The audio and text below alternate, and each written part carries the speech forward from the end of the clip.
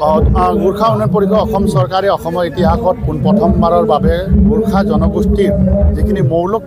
লোক সংস্কৃতি আছে সেইখিনি আমি আচলতে উঠি অহা প্ৰজন্মক কেনেদৰে সংৰক্ষণ কৰিব পৰাৰ কাৰণে তেওঁলোকক আচলতে জাগ্ৰত কৰিবৰ কাৰণে আমি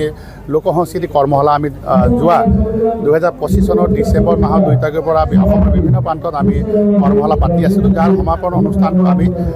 ডিব্ৰুগড় জিলাৰ টিংখা সমষ্টিৰ ৰাজগড়ত আমি 3 দিনীয়া কাৰ্যসূচীৰে গোৰ্খা সাংস্কৃতিক মহোৎসৱ নামেৰে আমি আয়োজন কৰিছিলোঁ, য'ত আপোনালোকে দেখিব পাইছে গোৰ্খা জনগোষ্ঠীত আমি 13টাকৈ জাতি মিলিহে গোৰ্খা জাতি হয়। মানে উপজাতি নহয়, গোটেই জাতি মিলিহে আচলতে গোৰ্খা জাতি হয়। আৰু এই জাতিটো প্ৰতিটো জাতিৰ নিজস্ব ভাষা আছে, নিজস্ব সংস্কৃতি আছে, সংস্কৃতিমূলক লোকনৃত্য আছে। সেই লোকনৃত্যসমূহক আমি কেনেধৰণে আচলতে বিশ্ব দৰবাৰলৈ লৈ যাব পাৰোঁ তাৰ কাৰণে আচলতে আমি এটা প্ৰয়াস কৰিছিলোঁ। আপোনালোকে দেখি পাইছে যোৱা 29 তাৰিখে অসম তথা ভাৰতবৰ্ষৰ ইতিহাসত মানে আমাৰ জাতিটোৰ ভিতৰত যে আমাৰ মাৰণ নৃত্যত প্ৰায় আমাৰ 1100 অধিক নৃত্যশিল্পী একেলগতে নাচি আজি আমাৰ জনগোষ্ঠীৰ নৃত্যৰ ভিতৰত বিশ্ব ৰেকৰ্ড কৰিছে। তো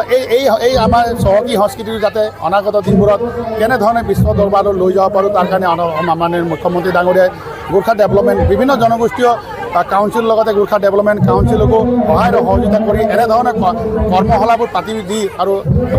লোক সংস্কৃতি জাগৰণৰ কাৰণে এই মঞ্চ তৈয়াৰ কৰি দিবৰ কাৰণে মুখ্যমন্ত্ৰী ডাঙৰীয়াক বিশেষভাৱে ধন্যবাদ দিব বিচাৰোঁ।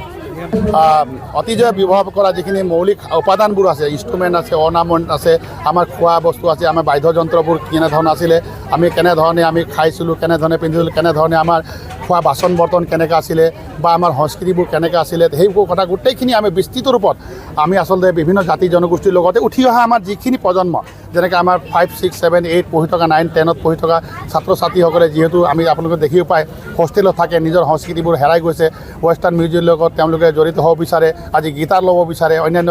আমাৰ টোকাৰী গীত বা অন্য ধৰণৰ আমাৰ যিখিনি আমাৰ ব্যৱস্থা আছে মাদল বা ঢোল এইখিনি ব্যৱহাৰ কৰিব তেওঁলোকে টান পায়। এইখিনি এই যে মাদল, এই যে আমাৰ চাৰেংগী, এই যে নৌমাটি বাজাৰ যে আমাৰ কিমান পিউৰিটি আছে, কিমান মধুৰ আছে এইটো সংগীতটো, এই সংগীতৰ লগত আমি আচলতে কেনেধৰণে আমি ল'ৰাখিনিক আচলতে ইনস্পায়াৰ কৰিব পাৰোঁ তাৰ কাৰণে চেষ্টা কৰা হৈছে। আৰু সেইকাৰণে কি হ'ল আমি 13টাকৈ জাতি মিলিহে গোৰ্খাটো হয়। তো সেইকাৰণে 13টা জাতি নিজস্বকৈ এটা মৌলিক সংস্কৃতি আছে, লোক সংস্কৃতি আছে। তাৰ মাজতে এতিয়া আমি ভাবি লৈছোঁ যে এবাৰ মাৰণী নৃত্যটো এটা বিশেষ জনগোষ্ঠীৰ হ'লেও কিন্তু চবেই আচলতে এই মাৰণ নৃত্যটো আঁকোৱালি লৈছে। সেইকাৰণে মাৰণ নৃত্যক কেনেধৰণে আমি বিশ্ব দৰবাৰত লৈ যাব পাৰোঁ তাৰ কাৰণে আমি এটা চেষ্টা চলাইছোঁ। সেইকাৰণে আৰু অসমৰ মাননীয় মুখ্যমন্ত্ৰী ডাঙৰীয়াই নিশ্চয় এই কথা বিবেচনা কৰিব, যিহেতু যোৱাকালি মাননীয় সাংসদ তথা ভাৰতীয় জনতা পাৰ্টীৰ আমাৰ ৰাজ্যিক সভাপতি দিলীপ শইকীয়া ডাঙৰীয়া আৰু বিধানসভা অধ্যক্ষ বিশ্বজিৎ দৈমাৰীয়ে পোনপটীয়াকৈ ৰাইজৰ আগত কৈছে যে আজি বাগৰুম্বা নৃত্য যিহেতু বিশ্ব দৰবাৰ স্থান পাইছে, তেনেধৰণে ঝুমুৰ নৃত্য যেনেধৰণে বিশ্ব দৰবাৰ স্থান পাইছে, তেনেদৰে খুব কম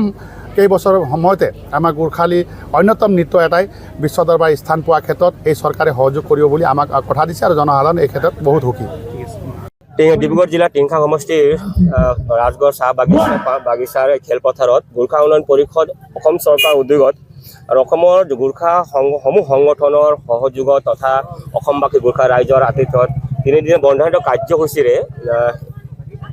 গোৰ্খাসকলৰ গোৰ্খা সাংস্কৃতিক মহোৎসৱ নামেৰে এই অনুষ্ঠান আয়োজন কৰা হৈছে। আজি দ্বিতীয় নিশা হয়। আজি দ্বিতীয় নিশাত আমি অসমৰ বিভিন্ন ঠাইৰ পৰা যিবিলাক গোৰ্খা উন্নয়ন পৰিষদে যিবিলাকে প্ৰশিক্ষণ দিছিলে, যিবিলাক কৰ্মশালা দিছিলে, কৰ্মশালাৰ যিবিলাক নাচ আমাৰ মাৰণী নৃত্য হওক বা কুকুৰী নৃত্য হওক, বিভিন্ন নৃত্যবোৰ আমাৰ যিবিলাক বৰ্তমানে পাশ্চাত্যৰ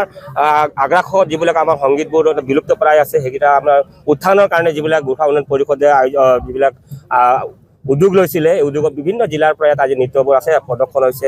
প্ৰদৰ্শন কৰি আছে, কিছুমানে হৈ আছে ইয়াত আছে। তো মই আশা কৰোঁ এই ডিব্ৰুগড় জিলাৰ এই ৰাজগড় খেলপথাৰ যিটো আজি গোৰ্খা মহোৎসৱ হৈছে, এই ডিব্ৰুগড় জিলাৰ নহয় গোটেই অসমৰ কাৰণে এটা ঐতিহাসিক হিচাপে চিহ্নিত হ'ব বুলি আশা কৰোঁ। যিকোনো খবৰৰ বাবে যোগাযোগ কৰক আমাৰ এই নম্বৰত 9181 307 221।